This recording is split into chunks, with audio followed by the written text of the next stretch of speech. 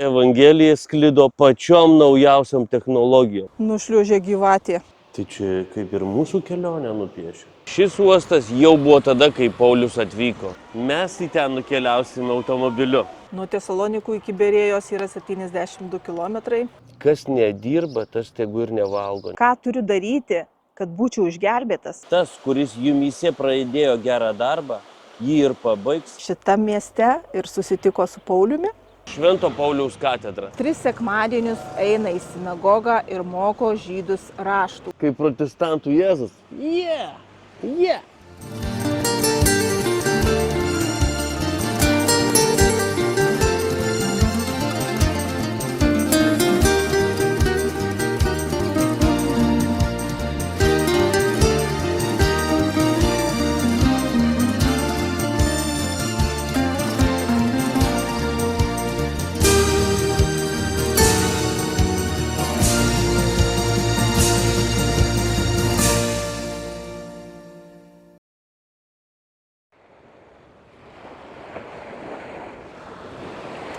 Paulius, būdamas Troadėje, dabartinėje Turkijoje, naktį turėjo regėjimą. Jam pasirodė makedonietis, kuris maldavo: ateik į Makedoniją ir padėk mums. Po šio regėjimo Paulius su Silu ir Luku nedelsdami išvyko į Makedoniją, įsitikinę, kad viešpats juos pašaukė skelbti jiems Evangeliją. Tai aprašyta Apaštalų darbų 16 skyriuje. Tik galime įsivaizduoti, ką Paulius jautė, keliaudamas per Egėjo jūrą, matydamas naujus krantus, į kurį pašaukė viešpats skelbti Evangeliją. Išplaukę iš Troadės, leidosi tiesiogiai į Samotrakę, o rytojaus dieną jau buvo Neapolyje. Po mūsų kojomis dabar matome dabartinį Kavalos miestą su uostu. Prieš 2000 metų šitas miestas vadinosi Neapolis, išvertus tai reiškia naujas miestas. Būtent į šį uostą apaštalas Paulius atplaukė su tikslu skelbti Evangeliją pagonims. Štai mes ir esame Neapolio uoste, galime įsivaizduoti Paulių atvykstantį čia laivu, įsilaipinantį ir keliaujantį link Filipų. Manoma, kad Paulius nesustojo čia dėl to, kad čia nebuvo sinagogos, nebuvo žydų bendruomenės. Taip ir susidėstė įdomiai, kad žydai atmetė Evangeliją, nepripažino Kristaus. Tai per tą malonę pagonys turėjo šansą. Įsilaipinę Neapolyje, jie leidosi į Filipus. Senuoju Romos keliu, kuriam tada buvo 150 metų. Ir priekyje matome senąjį romėnų kelią. Po to, kai Makedonija tapo Romos kolonija, kelias driekėsi daugiau nei 700 km per visą Balkanų pusiasalį ir jungė antikinį miestą Diracijum, kur buvo kelias į Italiją. Ignatija kelias turėjo labai svarbų vaidmenį tais laikais. Būtent jie apaštalas Paulius atėjo iš Neapolio uosto į Filipus. Kelias tęsėsi apie 15 km ir jį buvo galima praeiti per 4-5 valandas. Štai buvo šlaitas, biškį daugiau buvo darbo šitoj vietoj. Jiems reikėjo didesnius akmenis sukrauti šitą šlaitą, kad jis nenuslinktų, ir jis iki šiol išlikęs.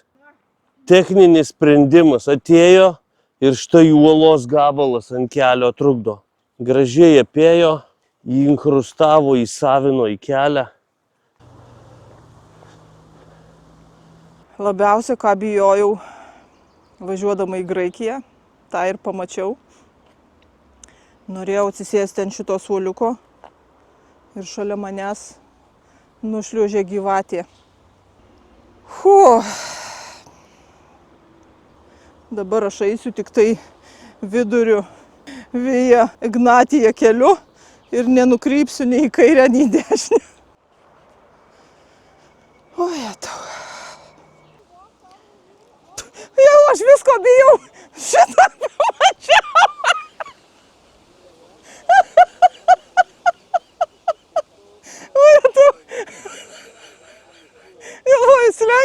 paskui jau. Bet tai Paulius turbūt nieko nebijojo. Jam teko susidurti ne tik su gyvatėm.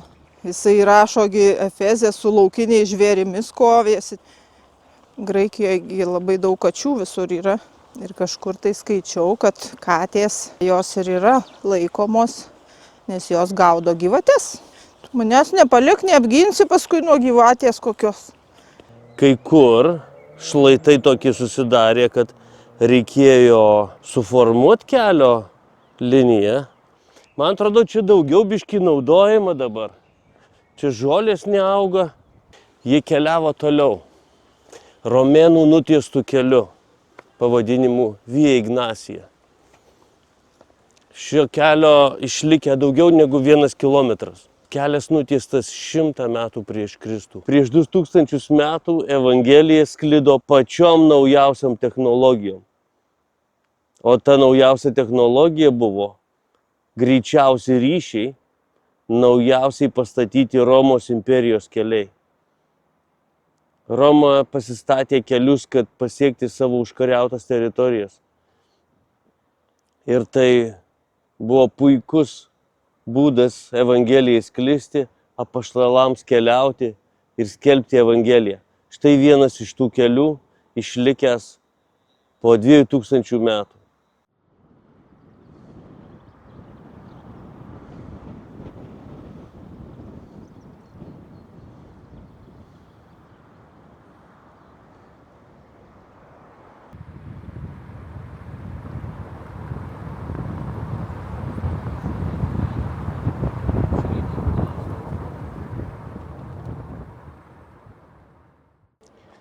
Taigi, štai sienos miesto. Paulius įeina pro Filipų miesto vartus. Atkeliauja iš Neapolio, kuris išsilaipino. Tais laikais Makedonija tai buvo didelė teritorija, apimanti Graikiją ir daugiau.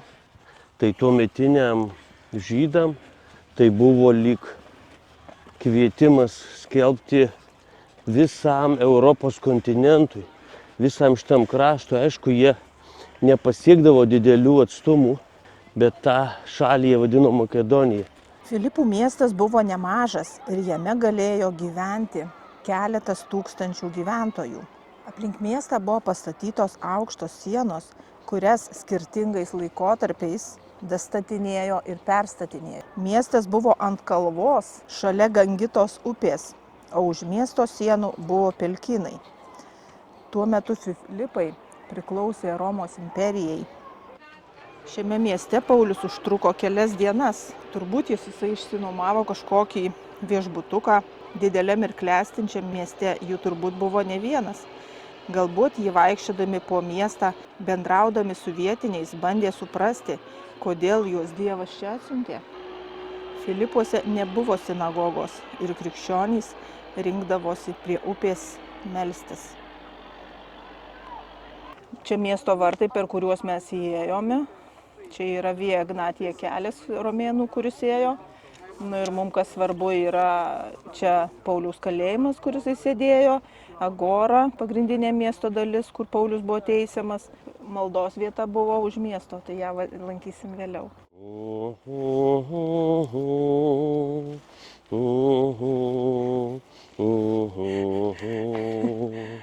Tu tikras profesionalas? Kai tau krūtai gausi.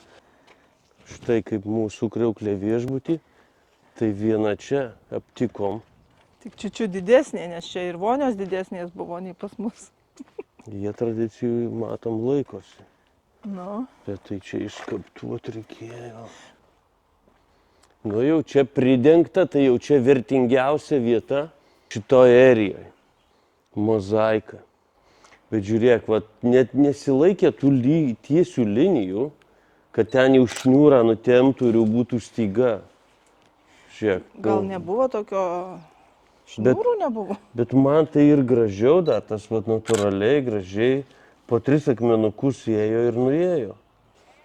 Slenkščiai, daug metų dėvėti, net sulūžę. Va, durys buvę, matosi lankstų vietos, staktų vietos. Nu, tos aguonėlės taip pasakiškai atrodo. O čia yra Via Ignatija kelias. Ir tokie garsūs žmonės vaikščio kaip Paulius, asmenybės, apie kurias aprašytos Biblijoje ir skaito milijonai žmonių. Romos laikų drenažai. Čia gal buvo po keliu arba virš, gal ir kelyje čia. Bet tai čia vis tiek akmenį išskaptuotas tas. Čia taip išdrošt, kad oho. Kam tos skylutės to ir Gulėjo tos grotelės, tai kaip šiuolaikinė mieste. Ir tu jai praėjai, o tas griovelis liko po apačia. Tai su kulniukais eidavo, tai instrigdavo? Ta, kuri galėjo sau leisti su kulniukais eiti, jinai kojom žemės nesiekė. Jinai buvo arba karietoj, arba nešamoj kėdėjai. Jinai jau buvo ponė, kuri leido sau aukštus kulniukus. Aš savo ir neleidžiu Tu aukštų net kulniukų. savo neleidai aukštų kulnelių. Iš mūsų Turkijos video turbūt esate girdėję apie tokią moterį Lidiją, kuri yra kilusi iš Tietyrų miesto, bet ta moteris Lidija gyveno šitą mieste Filipuose. Ir apie ją raštas kalba, kad jinai šitam mieste ir susitiko su Pauliumi, įtikėjo Dievą, pasikrikštijo, atsivertė jos visa šeima. Kas jinai buvo tokia? Verslininkė. Nu, einam shopping centru. Čia buvo parduotuvės. Ir vienoje iš jų turbūt ir Lidija turėjo savo parduotuvę, kur prekiavo audiniais, purpuro drabužiais. Bet taip nuo pagrindinio tokioj biškį gaunasi laiptas žemyn. Gal buvo išklota kažkokiais tai brangių grindinių. Ir kai paskui plėšė šitos visus senovinius pastatus išlupa ir gavosi gal duobės čia. Eilė parduotuvėlių, nedidelės, bet tam laikui užtekdavo. Nereikėtų tokių didelių kaip dabar. Ir žiūrėk, čia įėjimas į kažkur, matai, kai nunešiota žmonių, kaip nudėvėta kojom, akmenį nušlifavę. Kartą einančius į maldos vietą, mus pasitiko viena tarnaitė, turinti spėjimo dvasią. Spėdama, ji daug uždirbdavo savo šeimininkams. Ji ėmė sekti paskui Paulių bei mus, šaukdama, šitie vyrai yra aukščiausiojo Dievo tarnai ir skelbia mums išgelbėjimo kelią. Taip ji darė daugelį dienų. Nebeapsikęsdamas Paulius atsigręžė ir paliepė dvasiai. Jėzaus Kristaus vardu įsakau tau iš jos išeiti. Ir dvasia tučtu jau išėjo. Šeimininkai pamatę, kad jų pasipelnimo viltys žlugo, nugriebė Paulių ir Silą ir nutempė į miesto aikštę pas vyresnybę. Būtent šitoje vietoje, forume, buvo atitempti Paulius ir Silas ir teisiami, nes čia buvo pagrindinė miesto vieta, čia buvo teismas, parduotuvės, daug svarbių visokiausių institucijų, šalia kalėjimas. Nuvedę pas pretorius, jie tarėsi, šitie žmonės mūsų mieste kelia sąmyšį, jie yra žydai ir skelbia mums papročius, kurių mums romėnams nevalia nei priimti, nei laikytis. Čia susirinko didžiulė minia. Kažkaip Timotiejus ir Lukas išvengė suėmimo. Pretoriai nuplėšė nuo jų drabužius ir įsakė juos mušti lazdomis. Davė daug kirčių, įmetė juos į kalėjimą, sakydami kalėjimo prižiūrėtojui rūpestingai saugoti. Gavę tokį įsakymą, kalėjimo prižiūrėtojas įgrūdo juos į vidinę kamerą, o jų kojas įtvėrė į šiekštą. O štai čia yra tas pats kalėjimas, kuriame buvo uždaryti Paulius su Silu. Manoma, kad jisai buvo 2 aukštų, nes Paulius su Silu būtent įkalino rūsyje be šviesos ir dar su įtvertom kojom į šiekštą. Ir čia vyko stebuklingi dalykai, apie kuriuos skaitome Apaštalų darbų 16 skyriui. Apie vidurnaktį Paulius ir Silas meldėsi ir giedojo Dievui himnus. Kiti kaliniai jų klausėsi. Staiga kilo toks stiprus žemės drebėjimas, jo kalėjimo pamatai susvyravo. Bematant atsivėrė visos durys ir visiems nukrito pančiai. Kalėjimo prižiūrėtojas pabudo ir pamatęs atviras kalėjimo duris, išsitraukė kalaviją norėdamas nusižudyti. Jis pamanė, kad kaliniai pabėgo. Bet Paulius garsiai sušuko: "Nedaryk savo pikto, mes visi esame čia." Paprašė šviesos, jis šoko vidun ir visas drebėdamas puolė Pauliui ir Silui po kojų. Ir išsivedęs juos laukan paklausė: "Gerbiamieji, ką turiu daryti, kad būčiau išgelbėtas?" Paulius jam atsakė: "Tikėk viešpatį Jėzų ir būsi išgelbėtas tu ir visi tavo namai." Gali būti, kad tas būtent kalėjimas ir yra apatinis, nes čia vat yra aukščiau. Aukštutinės patalpos. Tas su arka bus apatinė. Ta naktis tapo kalėjimo prižiūrėtojui esminė. Iš pagrindų pakeitė jo ir jo šeimos gyvenimus. Dieną išaušus, pretoriai pasiuntė liktorius pranešti kalėjimo viršininkui: "Paleisk tuos žmonės." Tas perdavė tuos žodžius Pauliui. Kai jie tai praneša Pauliui, Paulius sako: "Mus, Romos piliečius, nenuteistus viešai mušė ir įmetė į kalėjimą, o dabar nori slapstai paleisti? Šito nebus. Tegul patys ateina ir išveda." Išgirdę, kad tai Romos piliečiai, pretoriai išsigando. Jie atėjo, atsiprašė ir išvedę prašė, kad paliktų miestą. Jis labai gražiai kalba, labai taip ramiai ir viską papunkčiuoja. Sako, man įdomu, visi šitie akmenys. Aš tikiu, kad kiekvienas turi ką papasakot. Man įdomu Pauliaus istorija, Dievo, ką jis čia darė šitoj vietoj dalykai. O tas man čia, sako, įdomu ir dėl to aš iš čia atsivedžiau. Čia tie realiai rusų gerbų. Sabato dieną Paulius su Silu atėjo už miesto, kur pagal paprotį buvo maldos vieta, ir atsisėdę kalbėjo čia susirinkusioms moterims. Viena dievobaiminga moteris vardu Lidija, prekiaujanti purpuro drabužiais, kilusi iš Tiatyrų miesto, klausėsi ir viešpats atvėrė jo širdį tam, ką kalbėjo Paulius. Kai jis su savo namiškiais buvo pakrikštyta, ėmė mūsų prašyti: "Jei mane laikote viešpaties tikinčiąja, ateikite ir pasilikite mano namuose."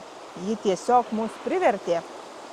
Mes nežinome, kas įvyko toliau, ar Lidija nuskubėjo į miestą ir atsivedė savo artimuosius, ar jie jau buvo čia. Ir nežinome, kas buvo jos namiškiai. Kadangi ji buvo turtinga moteris, verslininkė, ji galėjo turėti tarnų arba vergų. Galbūt ir jie patikėjo tą žinią ir pasikrikštijo kartu su Lidija šitam upelyje. Užtenkama upė pakrikštyti žmogų, panardyti, kaip Paulius krikštijo.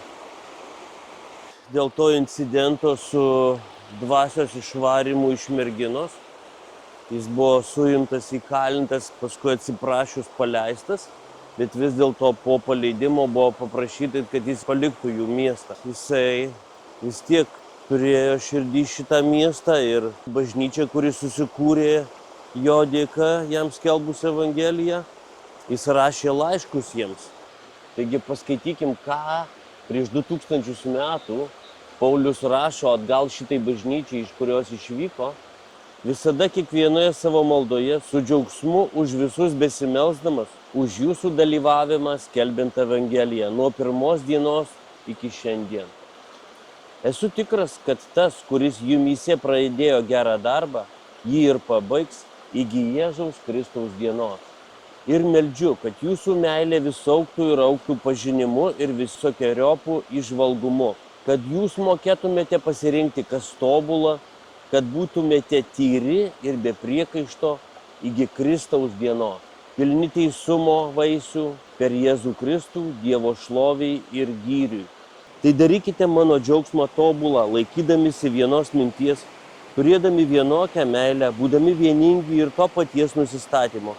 Nedarykite nieko varžydamiesi ar iš tuščios puikybės, bet nuolankiai vienas kitą laikykite aukščiau už save. Ir žiūrėkite kiekvienas ne savo naudos, bet kitų. Būkite tokio nusistatymo kaip Kristus Jėzus, kuris esybė būdamas Dievas nesilaikė pasiglemžęs savo lygybę su Dievu, bet apiplėšė save ir esybė tapo tarnu ir panašus į žmonės. Ir išorė tapęs kaip žmogus, jis nusižemino, tapdamas paklusnus iki mirties, iki kryžiaus mirties. Todėl Dievas jį labai išaukštino ir suteikė jam vardą aukščiau visų kitų vardų, kad Jėzaus vardui priklauptų kiekvienas kelias danguje, žemėje ir po žeme.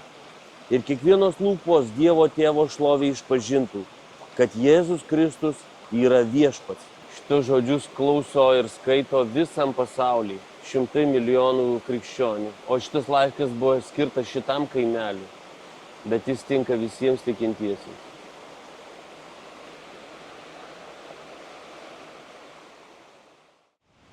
Einam į bažnyčią, dabar tuščia. Čia tik įėjus ant žemės yra mozaika su antra Pauliaus misionieriška kelionė. Iš Antiochijos. Išvyksta iš Antiochijos, tada vyksta į Efezą, į Troadę ir iš Troadės tada plaukia laivu į Neapolį. Ir pieškom nueina iki Filipų. Iki Filipų, jo, čia Filipų miestas. Tai jau Filipai toks didelis miestas. Tada Tesalonikai, Berėja, Atėnai ir Korintas. Tai čia kaip ir mūsų kelionę nupiešė. Nu, taip. Vau. Kažkas nepatingėjo tokią mozaiką sudėti apie mūsų kelionę 2 savaičių po Graikiją.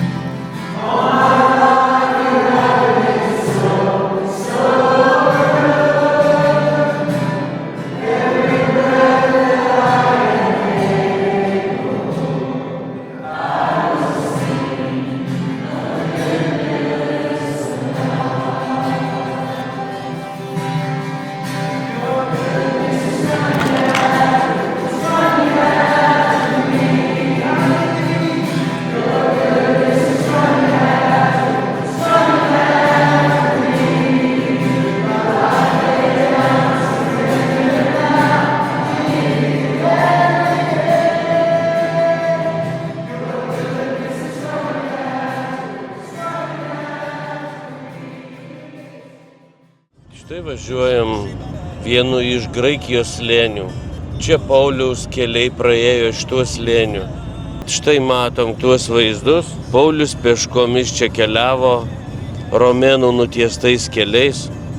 Pauliaus laikais šitas kraštas vadinosi Makedonija ir jis atkeliauja iš Izraelio skelbti Evangeliją, gerąją naujieną. Pirma žydam, po to graikam, kaip sako Biblija. Žydai dauguma ją atmeta, jie neatpažino Mesijo ir jiem atmetus gerąją naujieną. Paulius eina skelbti pagonims.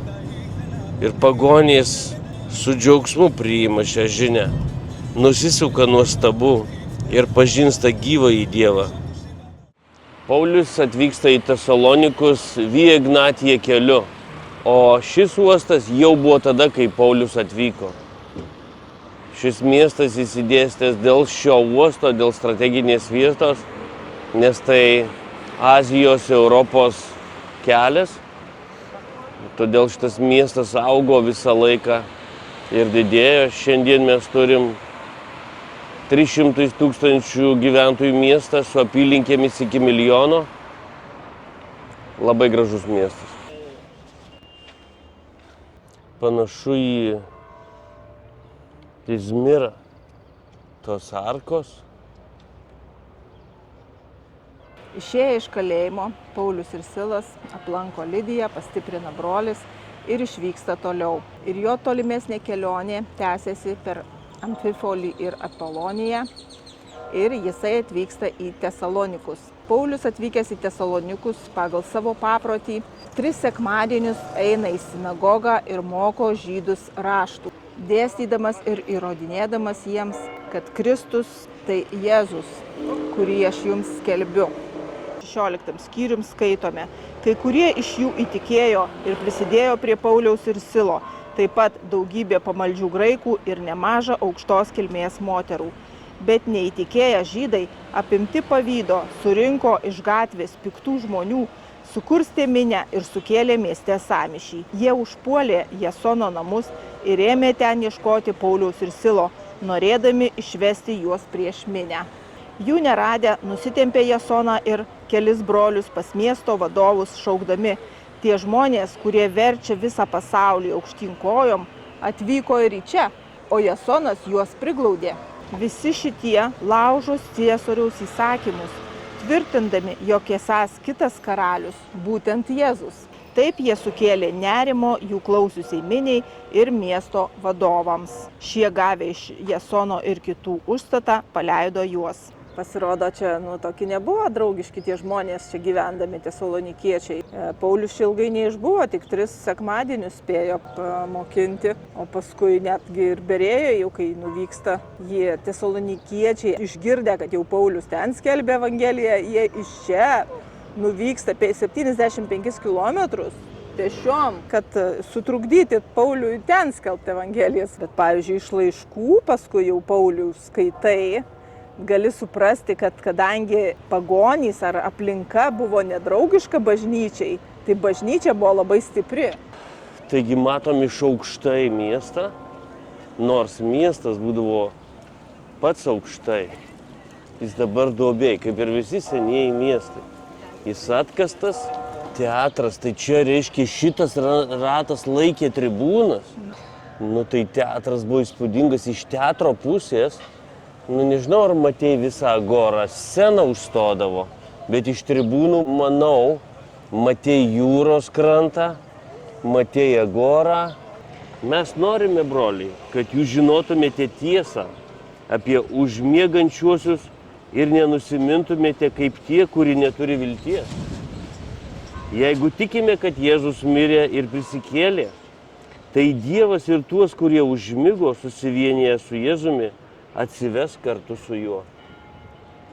Ir tada jums sakome viešpaties žodžiais, jog mes gyvieji, išlikusieji iki viešpaties atėjimo, nepralenksime užmigusiųjų, o pats viešpats, nuskambėjus paliepimui, arkangelo balsui ir Dievo trimitui, nužengs iš dangaus.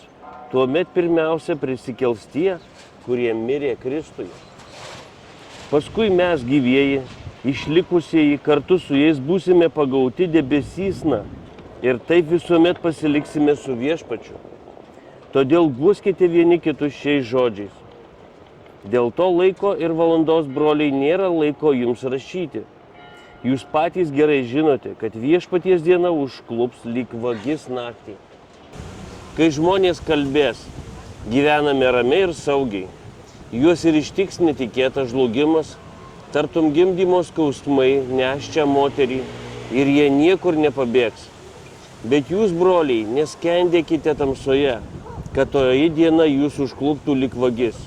Juk jūs visi esate šviesos vaikai, dienos vaikai. Mes nepriklausome nakčiai nei tamsai, todėl nemiegokite apkaikyti, bet budėkime ir būkime blaivūs. Visuomet džiaukitės, be paliovos melskitės. Visokiomis aplinkybėmis dėkokite, nes to Dievas nori iš jūsų Kristuje Jėzuje. Bendruomenėje per didelius išbandymus, didelius persekiojimus ir tie persekiojimai dar labiau juos užgrūdino, padarydami tuos krikščionis nepriekaištingais. Paulius skatina tesalonikiečius mylėti vienas kitą ir siekti taikos bei vienybės kaip tikinčiųjų bendruomenė. kas nedirba, tas tegu ir nevalgo, nes buvo bendruomeniai tokių žmonių. Bendruomenėje gal jie vieni kitiems padėdavo ir būdavo tokių, kurie nenorėdavo dirbti, o tiesiog valgydavo iš bendro katilo. Ir sužinojęs jisai svetur apie tokią problemą bažnyčio, kad yra tokių dykaduonių, jisai gražiai ir laiške parašė, kad kas nedirba, tegu ir nevalgo. Tie žodžiai, jie labai garsūs iki šių dienų ir dažnai naudojami, bet mes net nesusimastom arba nežinom, kad jie buvo panaudoti pirmą kartą čia Tesalonikuose prieš 2000 metų Pauliaus laiške tesalonikiečiams. Jis čia išbuvo tik 3 savaitės, 3 sabatus kalbėjo jiems ir skelbė Evangeliją ir turėjo išvykti, palikti, nes čia buvo labai stiprus persekiojimas, ir netgi iš čia išvykus jį persekiojo į kitus miestus. Bet praeina 2000 metų ir mes matome, kad šita tauta, krikščioniška tauta, tikinti Dievo tauta, žmonės eina į bažnyčią ir atsidėkodami Pauliui pastato tokią katedrą ir pavadino Švento Pauliaus katedrą. Bet kiek mes žinom pagal Pauliaus mokymą, kad jisai mokė juos, kad tikroji šventykla yra kūnas, tai žmogus, kurio širdyje gyvena Jėzus Kristus, tai šventykla yra, kurioje garbinamas viešpats. Po sąmyšio Tesalonikuose broliai Paulių ir Silą išsiunčia į Berėją. Nuo Tesalonikų iki Berėjos yra 72 kilometrai. Tai Paulius eidamas pėsčiomis šitą kelio atstumą įveikė per kelias dienas. Ir jisai atvyksta į Berėją ir užeina į žydų sinagogą. Tikima, kad tai ta vieta, kur Paulius atėjo ir skelbė žydams apie Mesijo atėjimą, kad raštai jau išsipildė. Įsivaizduoju, kad tu esi žydas, tikintis hebrajų tikėjimą, kurio pranašai pranašavo prieš šimtmečius, kad ateis Mesijas, tautos išgelbėtojas, pasaulio išgelbėtojas, atpirkėjas. Ir jie laukė, jie tikėjo šitų pažadų. Kadangi tauta buvo išsklaidyta po visą pasaulį ir kai jau tie raštai išsipildė, apaštalai ėjo per pasaulį ir kalbėjo žydams. Tai, ko mes laukėme, jau įvyko. Tikėkime viešpatį į Kristų ir būkime išgelbėti. Tenykščiai pasirodė daug kilnesni už tesalonikiečius ir priėmė Paulių su Silu labai gražiai ir netgi tyrinėjo raštus kasdien, tikrindami, ar taip yra iš tikrųjų. Ir čia Berėjoj įtikėjo daug graikų ir kilmingų. Berėjoje nėra išlikusio jokios archeologinės vietovės, tik pastatyta yra štai Pauliaus kaip ir paminklas, prisiminti šią vietą, kad jisai čia buvo. Čia rašo, kad apaštalus Paulius dabartinę Veriją lankė 2 kartus, 50 metų po Kristaus ir 57 metais po Kristaus. Kol Paulius su Berėjos tikinčiaisiais studijuoja raštus, Senąjį testamentą, tikslinasi rašto vietas apie Mesijo atėjimą ir bando sulygyti su išgirsta žinia, Tesalonikos žydai atskuba čia, drumsti ramybės. Čia tas makedonietis prašo sapne Paulių ateiti ir padėti jiems, pavaizduotas kaip angelas. Tada televizijos nebuvo ir nieks negalėjo paskelbti nei per televiziją, nei per radiją kažkokių naujienų, kad lankėsi Dievo sūnus Jeruzalėje, išpranašautas Mesijas. Ir štai šitų apaštalų ir Pauliaus misija buvo nešti šią žinią į visą pasaulį. Čia jis labai senas parodytas. Jau jie labai susirūpinusi jį pavaizduoja, bet jisai buvo tikėjimo vyras, jis nesirūpino. Nei jisai bijojo gyvybę prarasti, nei jisai bijojo kalėjimo ar kankinimų. Bet jis džiaugsmingas turėtų būti tada. Taip, Paulius turėtų būti taip, kaip protestantų Jėzus. Yeah! Net sandalai suplyšo, kol atėjo iš Tesalonikos. Nu tai vaizduoja meniškai tą basumą, tokį piligrimo įvaizdį. Laiko rankoj tą knygą, tokių knygų tada nebuvo, ritiniai buvo, sušiuolaikintas. Nu, gražų monumentą padarė Pauliui, šio miesto gyventojai atsidėkodami, kad jisai taip tarnavo, peškom ėjo, nešė jiems žinią. Kilus sąmyšiui, Berėjos tikintieji saugiai išsiunčia Paulių ir Silą prie jūros. Paulius sėda į laivą ir keliauja į Atėnus. Mes į ten nukeliausime automobiliu.